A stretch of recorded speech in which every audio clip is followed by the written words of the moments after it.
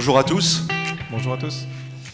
Je vais très rapidement me présenter, Emmanuel Métivier. Moi, je suis catalyste chez Axway et j'ai la chance et le privilège de faire une petite conférence avec Ludovic qui me semble être très intéressante. Ludovic, si tu veux te présenter vraiment en quelques secondes. Ludovic Bobineau, je suis product owner de la marketplace chez Engie, solution qu'on a mis en place ces 2 dernières années, qui permet d'exposer des produits pour les consommateurs d'API.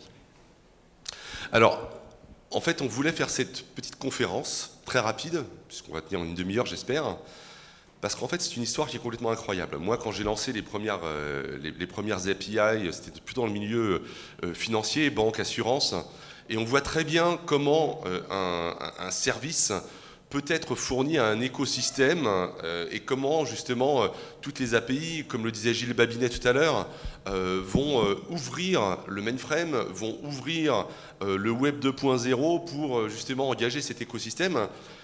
Et quand on pense industrie, on ne pense pas forcément à ça, on ne pense pas à service digital. Et ce que je trouve impressionnant, c'est comment justement Engie a réussi à s'emparer de ces innovations avec au départ une vision plutôt très technique.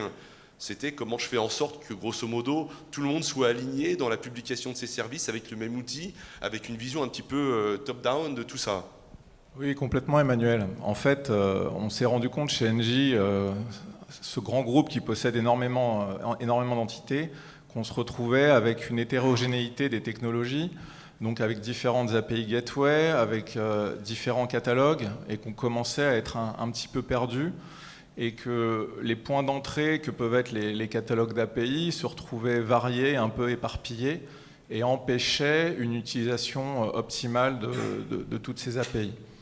Donc on a essayé, courant 2021, de trouver une solution qui permettrait d'avoir ce catalogue unifié, agnostique en termes de technologie, de façon à pouvoir avoir une remontée générale de ces API, y appliquer diverses vérifications dont on parlera peut-être un petit peu plus tard, et modéliser des produits, donc des produits d'API, de façon à avoir une vision un peu plus fonctionnelle et peut-être un petit peu moins technique, de façon à rendre leur utilisation plus simple, plus pertinente, peut-être aussi détecter des doublons, puisque c'est l'un des risques dans des groupes comme cela, qu'il y ait des choses dupliquées.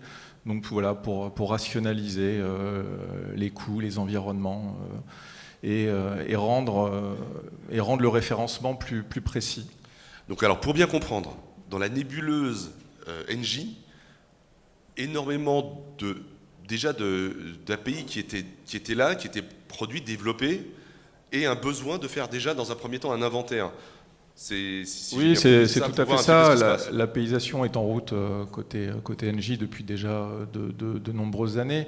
Il y a l'initiative Data at Engie qui a été mise en place, ça doit faire 4-5 ans, avec la mise en place d'un data lake, donc une data policy, et donc tout ce qui permet l'exposition et donc l'utilisation des données. Et on s'est rendu compte qu'il nous manquait encore des petites choses pour pouvoir exposer donc toutes ces données de façon un peu plus fonctionnelle, pour pourquoi pas les monétiser aussi, y adosser des plans payants, des choses comme ça. Donc, voilà. D'accord. Donc, inventaire, donc grosso modo, qu'est-ce qui se passe? Vous balancez vous balancez des agents qui sont capables d'identifier quelles sont les API, où elles se trouvent, qui les expose. Ces API, c'est des fonctions techniques. C'est des produits, c'est des outils techniques. Alors c'est tout à fait ça. Les API restent quand même des composants techniques exposés donc sur des gateways. La solution donc qu'on a adoptée, c'est l'Amplify Enterprise Management. Donc c'est une solution qui est basée sur des agents propres à chacune des technologies de la gateway qui sont installés soit en mode SaaS, ça commence côté Axway, soit on-premise sur les gateways. C'est ces petits agents qui communiquent avec le catalogue central et qui permet de faire la remontée donc de ces API. Ce catalogue central sert un peu d'outil de gouvernance. Donc à l'intérieur de cet outil, il y a des vérifications qui sont faites automatiques voilà, exactement en termes de sécurité et de design. Oui. Donc on a c'est basé sur Spectral pour ceux qui connaissent. Donc on a des règles qui sont appliquées sur les API avec des affichages de notes ou de badges en disant c'est compliant ou pas. Et donc ces composants qui sont remontés, alors c'est très important, c'est que chacune des entités garde la main sur ces composants. Il peut les ouvrir à d'autres teams ou pas, mais il garde la main et à partir de ça, il peut composer, on ne va pas trop rentrer dans la solution, mais des assets, puis après des produits. Alors, sans rentrer dans la solution, c'est important parce qu'en fait, on est sur un niveau conceptuel. Au départ, tu as des espèces d'outils techniques que sont les API, qui sont développés un petit peu partout, on ne sait pas comment. On fait tourner des agents, on les inventorie. Donc déjà, tu as un outil de gouvernance qui permet de savoir ce qui se passe dans ton système d'information. Tu es capable de descendre les politiques de sécurité et les politiques, enfin, je dirais, de bonne fabrication, les bonnes pratiques que vous avez déterminées dans des guidelines pour s'assurer que ces API, ces outils techniques sont bien développés et exposent bien les bonnes sécurités. Donc tout ça, vous les avez, en fait, il y a une première étape de curation quelque part. C'est exactement ça. Donc vous vous passez du produit technique à l'asset, c'est-à-dire quelque chose qui va vraiment être utile, utilisable. Maintenant, on n'est pas encore dans ce que tu disais tout à l'heure, le produit digital. Parce que je pense que c'est quand même très important et on a beaucoup de clients qui font le pas en ce moment en se disant on avait des outils techniques, des API, c'était pour des développeurs en interne avec des espèces de spécifications un peu bizarres. Nous, on veut s'ouvrir soit à l'externe, soit même s'ouvrir en interne. Et dans ce cas-là, on ne peut plus exposer des API, des outils techniques, il faut qu'on expose des produits digitaux. Alors, chez vous, comment on fait pour passer d'une API technique ou de plusieurs API techniques à un produit digital qui sera découvrable quelque part par un business développeur? C'est là que la complexité arrive, parce que sur le papier, ça paraît simple, mais en pratique, c'est là que tout devient compliqué d'essayer C'est plus compliqué maintenant avec les produits Axway. Non. Alors techniquement, c'est facile à faire, mais trouver cette cohérence fonctionnelle, sortir un réel intérêt métier avec une vraie valeur ajoutée sur le produit, c'est là que toute la complexité est. Mais ça se fait, on apprend, on espère arriver à des choses exhaustives, des choses qui, après, au sein de la marketplace, donc là, je vous parlais de cet outil de gouvernance, donc ça, c'est la partie un peu fournisseur, provider d'API de produits. Donc ces produits, une fois configurés, auxquels on a adossé des plans payants, des plans gratuits, sont publiés sur la marketplace à un certain type de population. On peut restreindre, on peut mettre à tout le monde, uniquement des utilisateurs authentifiés. Tout dépend de ta marketplace, comment elle est configurée. Et donc après, depuis la marketplace, un consommateur, quand il arrive, c'est comme un menu, hein. Il tape des mots-clés, il y a des catégories, des choses comme ça, les API sortent. Alors, comme on disait tout à l'heure, c'est peut-être aussi une façon, enfin c'est même une façon de détecter d'éventuels doublons de produits pour rationaliser. Mais le consommateur, voilà, fait son marché et demande la souscription. Donc tout est interne, hein, tout est embarqué et natif dans la solution. Donc depuis la demande de souscription jusqu'au test, les contacts des helpdesk, des product owners, des produits, des choses comme ça. Et excuse-moi, j'ai perdu le fil. Non mais où je te rejoins, Ludovic, ouais. En fait, la complexité, elle n'est pas trop dans le produit, parce que justement, le produit est là pour décomplexifier. La complexité, elle est là pour passer de ces petits granulaires API à un produit digital. Quelle est la bonne granularité? Et là, en fait, ce qu'on voit, nous, chez nos clients, c'est qu'on est sur des nouveaux métiers, sur de l'innovation, c'est-à-dire c'est la marketing, comment on va fabriquer ce nouveau produit digital. Et là, je pense que vous allez vous tromper, tout le monde va se tromper, puisqu'on est dans l'innovation, on sait que 80% de ce qui va être créé sera en échec. Donc ce qui est important, c'est d'avoir des outils qui permettent de reformater les produits. Tu parlais tout à l'heure du plan de monétisation, je pense que là aussi, on va se tromper. Je pense qu'essentiellement, on se trompera là-dessus. Si on met des plans payants... Quand on voit l'échec de Reddit, qui a essayé de monétiser son API il y a 3 jours et qui a fait la révolution du web, je pense que Engie, ça sera peut-être aussi le Reddit. Quand il va falloir qu'on monétise des API, c'est compliqué. Il faudra juste trouver le bon produit et le juste prix aussi. Pour être honnête, quand on va voir les différentes entités, c'est un des arguments qu'on leur pose en leur disant « Regardez, vous pourrez monétiser vos API ». Bon, ça met des étoiles dans les yeux à tout le monde, mais voilà, il faudra trouver le bon modèle économique, le juste prix et surtout la réelle valeur ajoutée sur le produit. Si on parlait 2 minutes aussi de l'écosystème, parce que là, vous avez fait des beaux produits, enfin, vous commencez à en faire déjà des sympas. Le challenge, en fait, c'est que ces produits soient consommés. Donc, comment on fait quand on s'appelle Engie pour engager l'écosystème? Et déjà, c'est quoi votre écosystème dans un premier temps? Est-ce que c'est un écosystème, parce que le titre, c'est justement comment on capitalise sur son écosystème interne pour ensuite s'ouvrir à l'externe. Chez vous, quelles sont les étapes de réflexion et comment vous faites pour engager vos écosystèmes peut-être? Pour être honnête, quand on a mis en place le projet, on n'était pas partant pour ouvrir la marketplace à l'extérieur. C'est en discutant avec d'autres entités, Lilia de la DGP est ici, en discutant avec eux, on s'est rendu compte que c'était un réel besoin pour certains partenaires.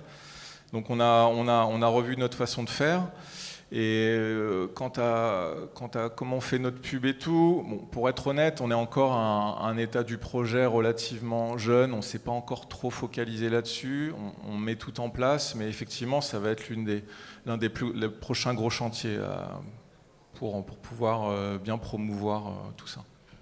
D'accord, donc pour l'instant c'est plutôt de l'interne, avec dans le viseur ouverture à l'externe. Donc pour récapituler, vous avez fait des API avec de multiples gateways, on va dire. Vous avez fait l'inventaire, vous avez fait l'étape de curation, c'est-à-dire que vous avez établi les bonnes normes sur les API. Vous avez commencé à regrouper ces API, voire plus, pour en faire des produits digitaux. Vous voulez engager un écosystème, donc qu'est-ce que vous faites? Vous les exposez dans une belle vitrine? Exactement. Alors comment ça se passe là?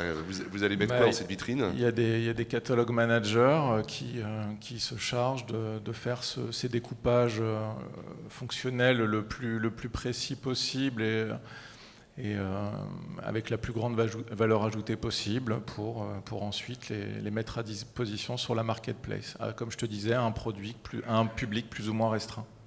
D'accord.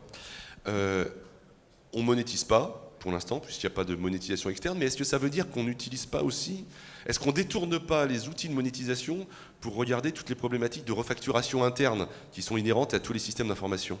Alors, on monétise déjà, on a un produit, notamment notre produit de météo qui possède des plans payants.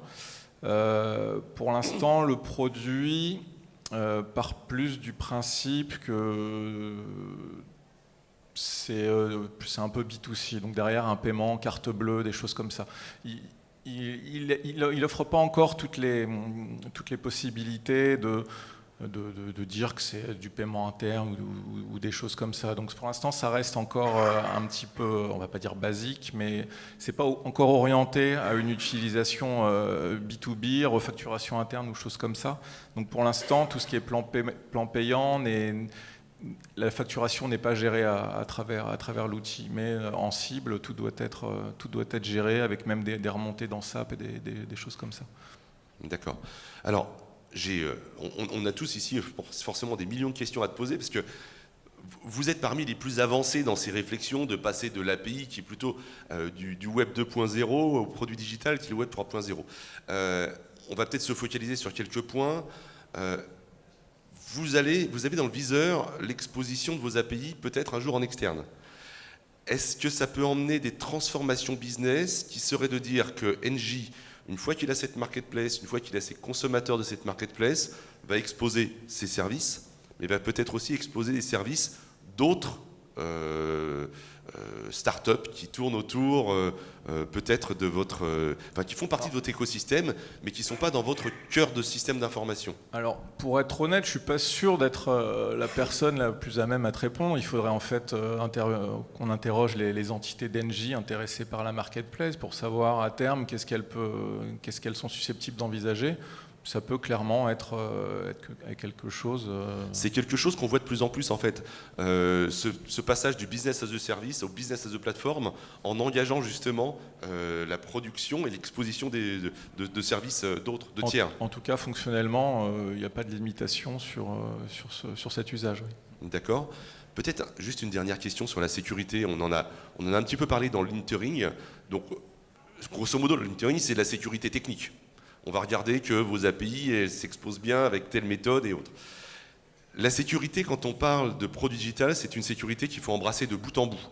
Alors, on sait qu'on a beaucoup communiqué chez Axway sur notre certification EAL 4+, hein, qui fait, c'est un niveau de sécurité militaire. Je dirais même que c'est bien, mais ça ne suffit pas encore. Comment se passe la sécurité quand un développeur va vouloir consommer vos services? Vous avez tout un processus de onboarding. Comment ça se passe? On avait des petits manques dans la solution au début qu'on a vu avec Axway. Effectivement, on a mis en place des systèmes de rotation de clés automatiques, de choses comme ça, de façon à essayer de limiter au maximum les risques, mais essentiellement c'est ça, oui, une gestion des credentials un peu fine et avec des périodes de validité et des choses comme ça. Ludovic, je te remercie. Je pense qu'on a déjà posé beaucoup de questions. On va peut-être laisser le temps d'une question dans la salle. Alors juste avant, parce que Ludovic et moi on a présenté des choses, mais je suis sûr que vous vous posez tous des tas de questions. Réservez une date dans vos agendas. C'est la date de l'année qu'il faut réserver, c'est le 19 septembre. Il faut absolument que vous bloquiez cette date, parce qu'on va y faire à cette date-là une restitution d'une étude qui est très très intéressante, qui est en train d'être menée avec vous, puisque c'est vous qui répondez, sur justement toutes les questions qui sont en train de se poser autour de ces nouvelles technologies, de marketplace de services digitaux, d'API produits, la gouvernance des API.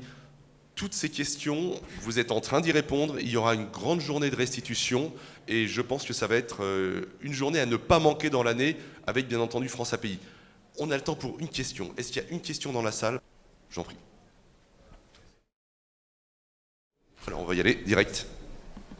Merci beaucoup pour la présentation. Juste très rapidement, est-ce que vous avez des exemples de différents BU entités qui produisent, consomment, enfin quelques cas concrets de qui a produit quoi et qui a consommé quoi en termes d'API de produits?